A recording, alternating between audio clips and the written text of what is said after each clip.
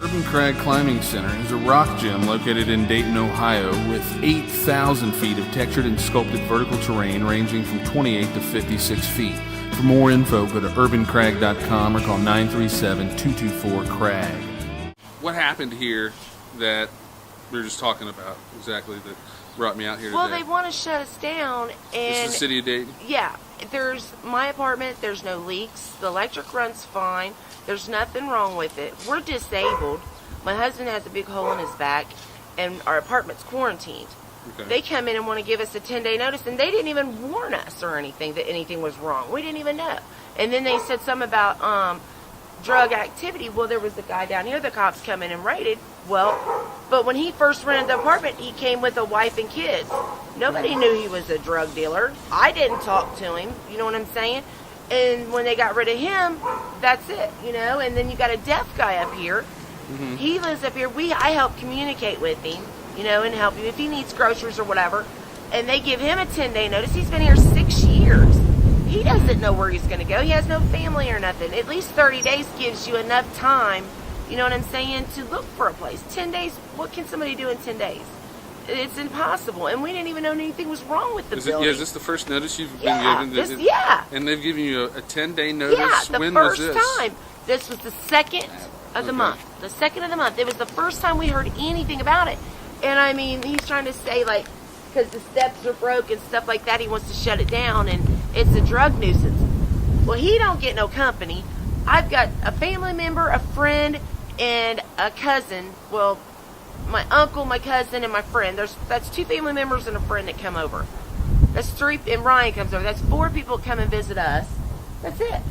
So and the guy who they busted is gone. Yeah. So what kind of drug activity is that? Because that must be a broke drug dealer. You know what I'm saying? I mean, come on. You know what I mean? Yeah. That's ridiculous. And I just don't understand why that was the only notice we got. We should have got at least like a, you know what I'm saying? Like at least a 60 to 90-day notice to clean it up, you know, or something. Or to you be able to get your stuff back. Yeah, and make plans for another place. Yeah, and then he come with the police saying that after 10 days we're locking it down. If you don't have all your stuff out, you don't get nothing, da-da-da-da-da. And I'm like, oh, my God. And we just paid our rent. And they said, well, that's not our problem. I'm like, are you serious? We're disabled, you know, and they didn't care. They don't care.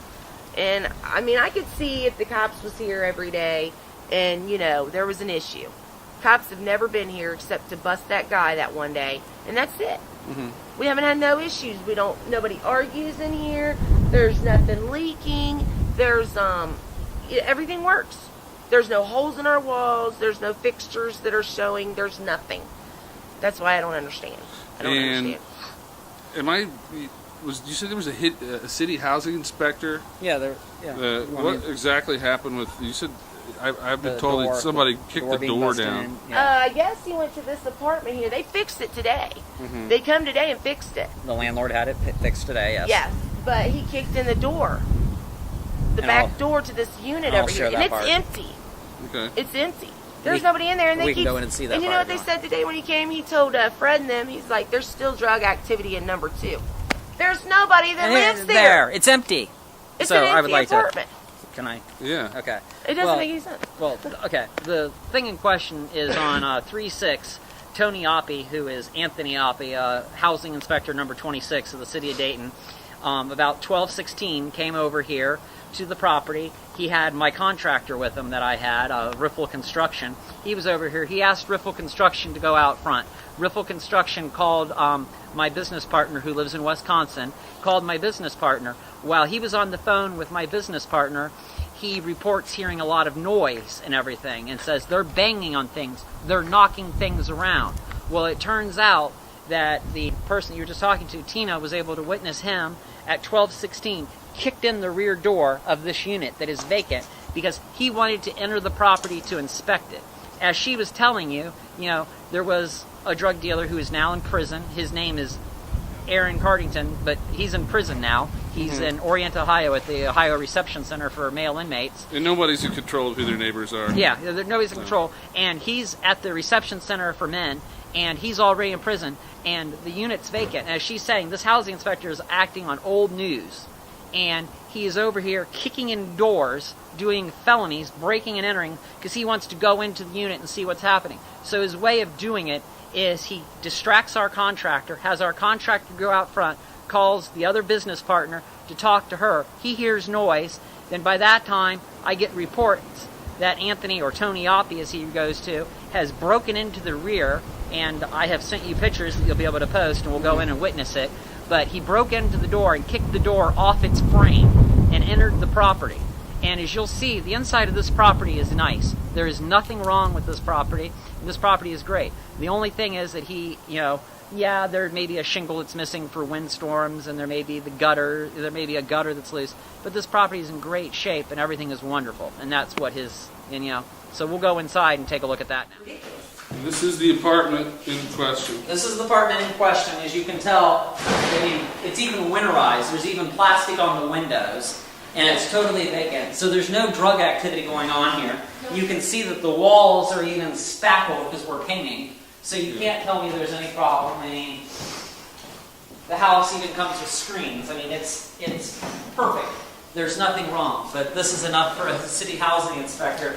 And these are put up to actually secure the door, to secure it, so you don't have any kick-ins, is the problem. But the door in question is right here, and as Tina reported, it was fixed today. You got a light in here? Nah, I have a light back here. You guys have any pictures of the door that was broken? Yeah, there's pictures of the doors that you'll see that was kicked in. Yeah, but you can't leave that unfixed. You can't leave it unfixed, especially in this neighborhood. And especially when you have city housing employees breaking in. But as you can tell today, it was caulked and everything. But over here, but the city, he cut the screen to open this, moved this, and then kicked this off its frame and entered the property. Okay, you made a police report. There's a police report made, and then I got papers here that I'm going to show you of his orders to vacate and everything. And I'm going to be following up. We're working out a short sale with Chase Bank and my business partner. We're working out a short sale, and as soon as we're done with the short sale, unless the city housing inspector writes a written apology and we get him to pay for fixing the door, we're going to go ahead and file a civil suit against the city for the cost of the door being repaired and the emotional disturbance for the tenants and stuff of that happened. And that's what we're going to do. So they under the impression that someone was breaking in the building? They were she was under, no, she actually knew what was happening, but she wasn't sure what the loud banging was. I'm like, you I hear knew it. it was here. I knew it was here, and I knew the contractor was here. Mm-hmm. But then I heard it, and I'm like, like someone's banging the door down. Yeah. Well, it wasn't bad. You could tell he was, you know what I'm saying? Mm-hmm. And I'm like, oh my God, we all knew he was coming, so we was all going to open our doors for him. And I'm like, what the hell? And like this apartment right here, they're still wearing them down, drug activities coming out of it. There's nobody been in here.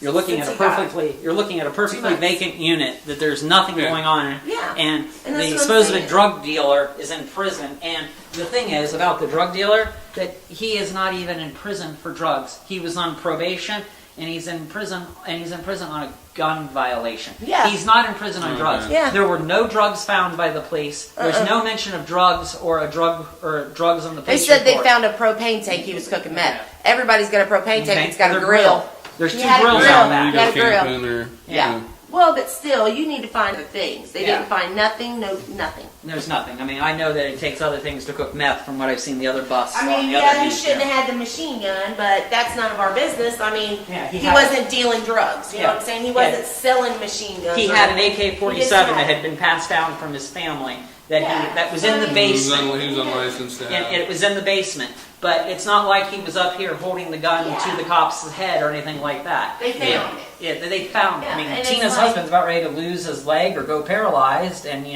I have limited resources. Well, and he's terminally ill. You know, he is terminally ill, and I'm not saying he's going to go more, but they did say, his lifespan is short. He's got 2 to 6 years, and how do you move somebody out in 10 days like that and don't even warn them? Yeah. Especially, when there's nothing wrong with our place. And as you can see, this house is in perfect shape.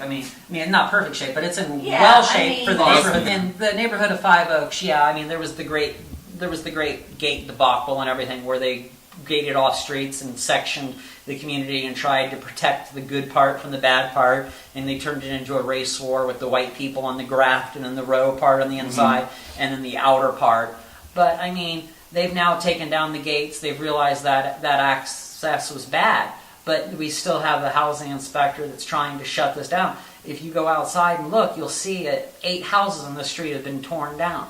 What expense is that costing the taxpayers of the city or the county? I used to own another house over here on Rockford Avenue that was hit by an arsonist back in 2003 or 2, I forget. But it was hit by an arsonist, and you know, I had to give up the place as I did, and but you know, at least I had insurance, and the unit was vacant on the one. But you know, but people that don't have insurance and stuff. But the other houses, they've just torn them down because the housing stock's bad. But I mean, there are homeless people, as Tina's reported, in the neighborhood. I mean, and we can make deals with people to move into the homes, fix them up, keep them drug-free, and to do things and to help people out. Yeah. But no, we have city housing inspectors that go rogue, that break houses, that break doors, and try to enter properties. And that's not how we do this. That is not the answers. Yeah. And, you know, the city housing's just gone bad. People should call their representatives and let them know this is not how we want $16,000 spent. Why spend $16,000 to tear down this house when it's rented and it's housing a deaf man, a terminally ill man, and a woman taking care of...